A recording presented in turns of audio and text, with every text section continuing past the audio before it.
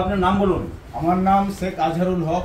কোথায় প্র্যাকটিস করেন? আমি প্র্যাকটিস করি না, আমি অ্যালোপ্যাথি ওষুধের দোকানে থাকি, অ্যালোপ্যাথি নিয়ে থাকি।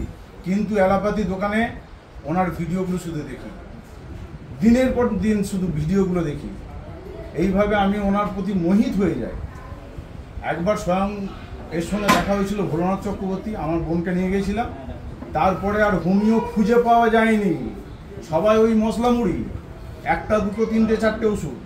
কিন্তু আমি এনার মধ্যে দেখলাম যে উনি একটা ওষুধেই বিশ্বাসী, একটা ওষুধেই রোগ সারানো যায়।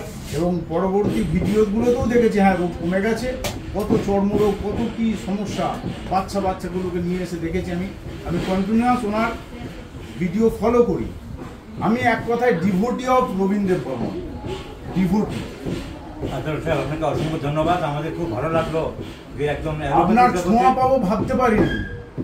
কারণ তিনটে ছেলে মেয়ে, 3 তারিখে 9,000 টাকা পকেট পারমিট করে না। যাই হোক, ভগবান ওই যে বলে যে বান্দা যা হিসাব করে ভগবান তা হাসিল করে, সত্যি তাই করলো।